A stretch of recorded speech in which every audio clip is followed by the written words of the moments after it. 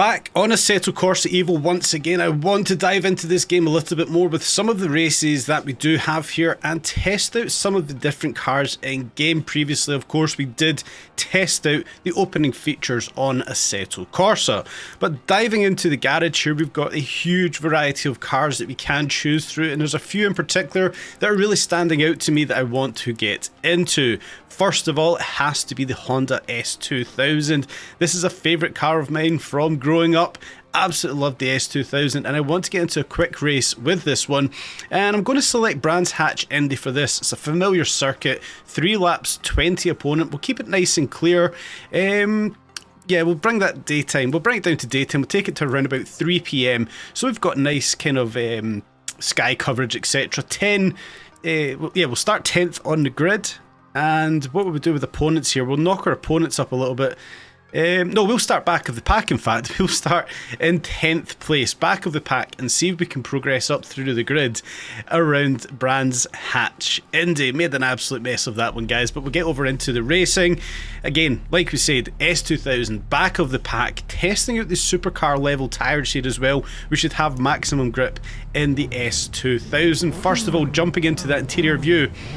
The old style digital dash that the S2000 had, I absolutely loved this thing. Loved it as a car, ridiculously leery at the back end, drove it a few times. But like we can see, we've got a fantastic launch offline. I'm going to try and keep it on the inside here, see if we can dive bomb a few cars down into turn 1. A little bit earlier in the brakes, we've not really got that dive bomb opportunity. The back end stepping out and was just a little bit into turn 1, but we've managed to keep ourselves clean and clear through that one, up into turn 2, heavy braking zone. Want to try and bring this back round, get onto that inside curb. A little bit of understeer that we did get in the S2000, never quite managed to clip our apex down into the little turn here, keep it wide, cut back inside. Can we dive up the inside of the blue S2000? We do. We managed to thread the needle through the middle of the blue and the red ones, bringing us up onto the podium there, up into 3rd place. Using the radar, we can see we've got 2 cars on our left hand side of that red S2000 trying to dive us through the little chicane there, but we've managed to keep our noses in front. Again, suffering with a little bit of understeer. We probably could have dropped those tyre pressures down just a little bit more there. But as we do come through to finish off lap number 1, it's saying that we're in 4th place. I thought we were in 3rd, so it looks like we've still got a little bit of work. There we go, it's updated. We are indeed in 3rd place as we do come back down into turn 1 once again. Aim for this one for myself is to get a podium. Managed to clip the apex on turn 1 fine, push it out wide as we do come uphill. Late brake, lock this thing up. We don't want to be doing that. We want to be nice and cautious on the brakes as we do ride that inside curb. We do get it nice this time out, push it wide, carry as much speed as we can downhill, trying to catch up with the white S2000 in front. That's all that's stopping us for 2nd place. Already it looks like 1st place is out of reach in this race, but we're kind of managing it good so far. Still using control for this one, guys.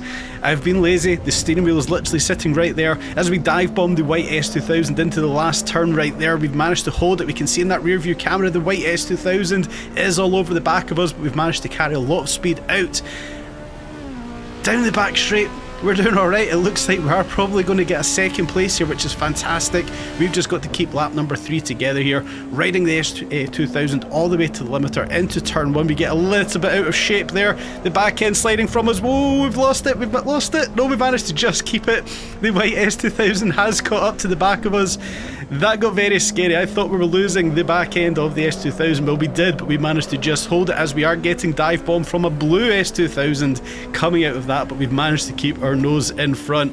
That got very leery, very scary, very quickly in the S2000, but we've kept our noses in front. We are up in 2nd place, but Connor Phillips, the blue S2000, is all over the back of us, in through the chicane here. We keep it wide, trying to carry as much speed as we possibly can. I go defensive, trying to take that inside line. Oh, we get a lot of understeer. Can we get back on track? Can we hold a podium? Connor has got through. We are down to 3rd place. Can we hold off that white S2000 behind? It looks like we're going to. Got a bit leery, got a bit over too ambitious there. We just managed to save a podium. Very unfortunate there, but a thoroughly good race in the Honda S2000. Move over to the 2nd race for today. 9 opponents, 3 laps, daytime race. We're going early in the morning around Laguna Seca in the Alfa Romeo Giulia GTAM. This thing looks bonkers, but I've had to put my own little touch on this car. We'll get into that one shortly. I'm going to change the coverage actually. Let's go with some broken clouds. Yeah, let's go with some broken clouds for this one and see what the sky coverage is like. 9 o'clock in the morning with broken clouds. Let's see what that kind of looks like in game. As I said, I've put my own little touch onto the Alfa Romeo, trying to go back to that Cabernet purple colour once again. I absolutely love this colour. Love the look of this car. It reminds me of the old stock car days over here in the UK. Let's get this one. How does it launch off the line? A little bit of wheel spin, but we're all good. Traction control is on at level 1 as we launch off the line. Can we dive bomb this one down into turn 1? We can see it as a mixed grid here, but we've got a lot of these Alfa Romeos. It looks like it's just a mix of Alfa Romeo and Lotus as it is, but we do manage to dive it down into turn 1. A Lotus parked on the apex there, kind of hampering us just a little bit as we do lose the back end of the Alfa Romeo once again, unfortunately taking out another one. But it looks like we're going to hold 4th place here with a Lotus just in front. That's going to be a nice target there. I think we're going to pass that Lotus fairly easily, taking a little bit too much of the inside through that turn there. As we come up to our next one here, can we get underneath the Lotus here? We can get a bit ambitious, taking a bit of the curb there, but it gets us out of that corner nicely underneath the Lotus. Up into the next little section here, we know we want to carry as much speed as we can, but once again it looks like the back end of the Alfa Romeo is quite leery here. Even with a little bit of traction control still on, the back end constantly wanting to step out on us. Early braking into this one, miss my apex, kind of turning there a bit aggressively as we come uphill into the scariest corner in motorsport. I'm sure you guys are all well aware of the corkscrew. We come into this one fairly calmly.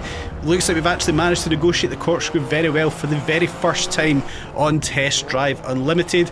I did have to do a race before this to kind of get used to the car, which is perfectly fine. New to the game, so it's always good to get used to it. This is the second outing here in the Alfa Romeo. We're actually holding it out quite well so far. Up into the last corner here, how are we going to manage this when we don't want to outbrake this? We get our braking zone actually quite well there. Traction control kicking in, trying to come off the corner, so it looks like we're not getting a good launch out of that one. We're going to have to turn traction control off for the last part of Laguna. Seca crossing the start-finish straight, though we are up in the podium. We are in 3rd place, back down into turn 1. How are we going to negotiate this time out with no traffic parking on the apex? And again, the back end constantly stepping out in the Alfa Romeo. I like it. It's exactly what would happen. I love to see it. So we've got a target in mind. Christopher Hayes up in 2nd place again in another Alfa Romeo. That's going to be the target if we can keep this thing on the track, dipping that back left corner off track. It's very unfortunate.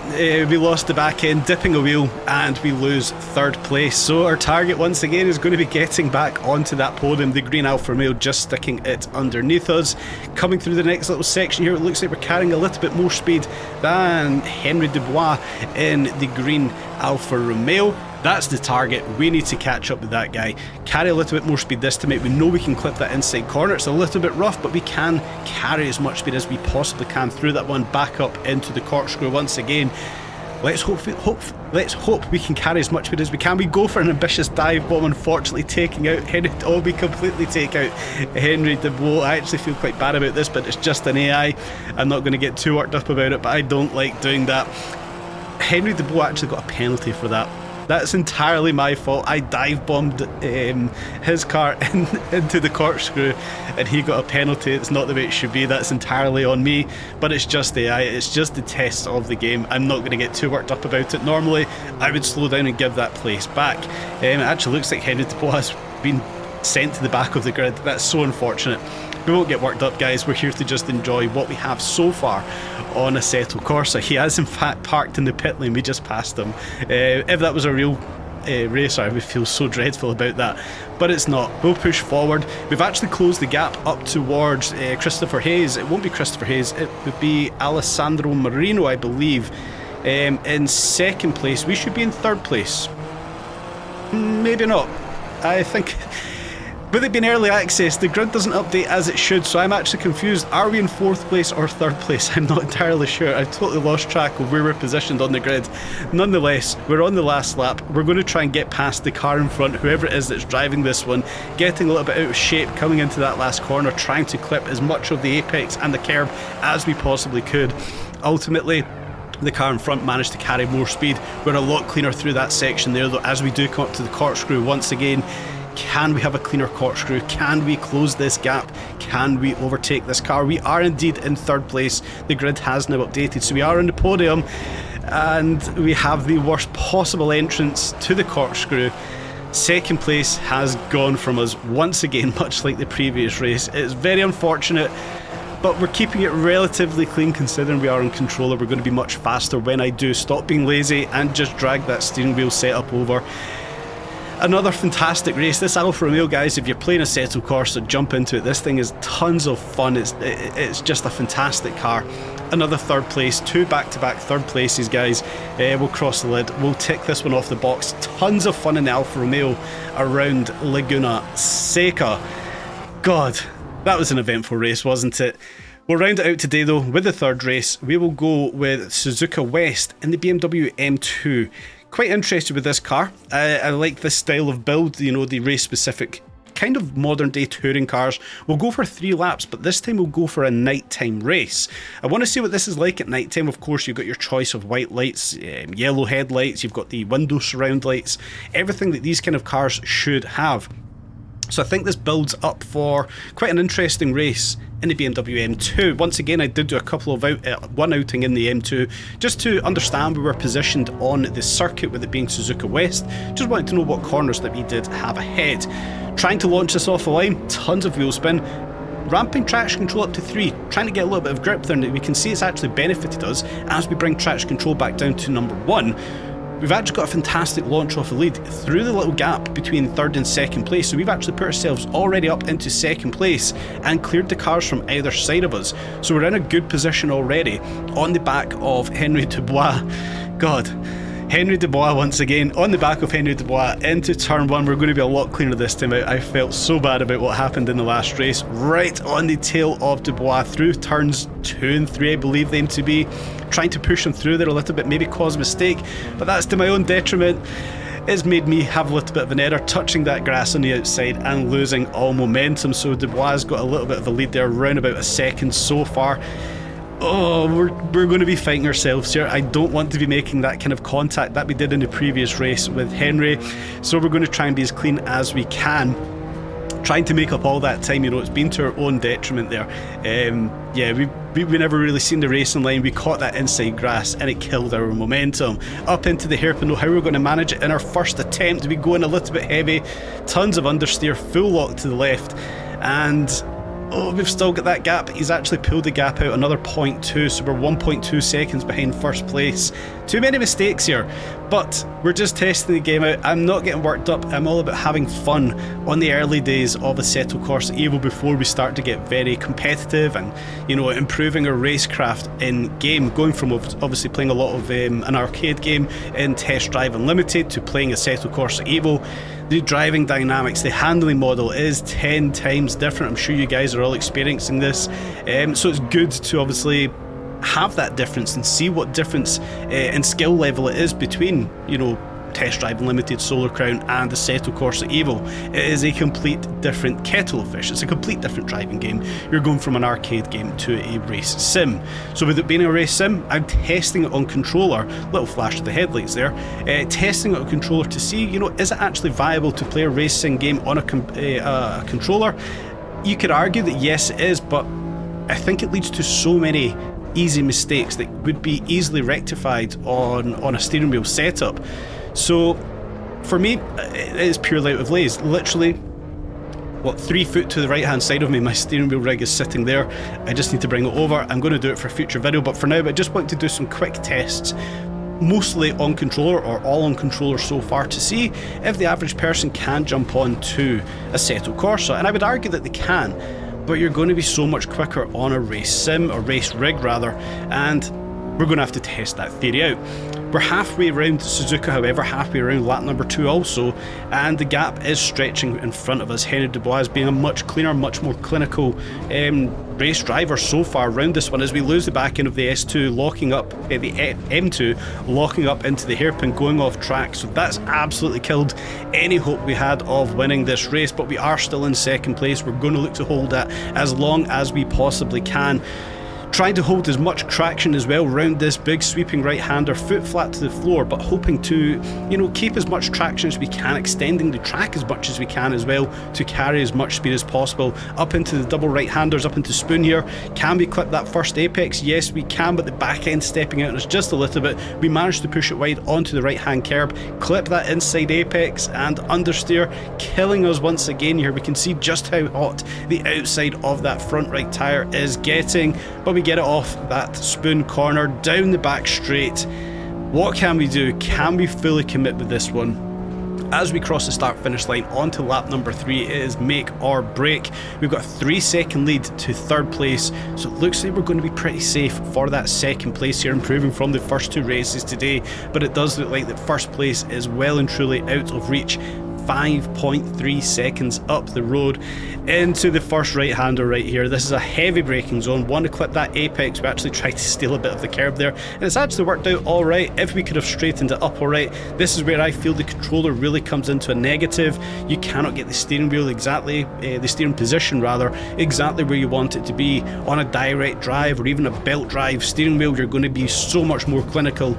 So yeah, we can see those kind of parts right there is where using a wheel setup is going to be so much better. Into the little right-hander there, losing the back end a little bit, trying to correct it with the controller. It would have been so much more clinical with a steering wheel setup. So yes, we do need to really move over and use the wheel rig. Back into the hairpin for the last time. Can we be a bit cleaner this time? Yes, we certainly are. Riding that apex round and traction control kicking in there, killing our momentum coming out of that one. So it's a lesson learned. We need to get that traction control turned off. Slips my mind to turn it off in game. It's not something I've been doing over, you know, the first 90 videos on the channel. Obviously those all focused around Test Drive Unlimited, where that's not an option. So it's something we're going to have to get used to the more and more we do start to play Assetto Corsa Evo. Back into spoon for one last time, a lot of understeer. Try to, you know, carry as much speed as we could there. Doesn't work out. You need to be clinical, especially on Assetto Corsa there, so we can see just how much that affected us trying to carry as much speed into spoon. But we launch it out of that one towards the start finish line, and we do take second place, improving on our first 2 races in the last race for today's video. It's been eventful, it's been fun, and I've thoroughly enjoyed using the cars I have done. I strategically chose the cars that I did. They're cars I wanted to use. First of all, the S2000's a car I idolised growing up. Loved it when I was a late teen into the early 20s. Move over to that Alfa Romeo. Beautiful looking car. Fantastic around that track, so thoroughly enjoyed using that one. Obviously reminds me of the early BTCC days, maybe late 90s, early noughties, with Alfa Romeo being there, so that was tons of fun. Over to the M2, a modern day, in my opinion, GT touring car kind of style. Again, tons of fun. For myself, tons of improvements still to go. Stop being lazy, bring the steering wheel over, be more clinical in these races, improve our racecraft. Guys, I hope you've enjoyed today's video. Stay tuned for more updates on Assetto Corsa Evo.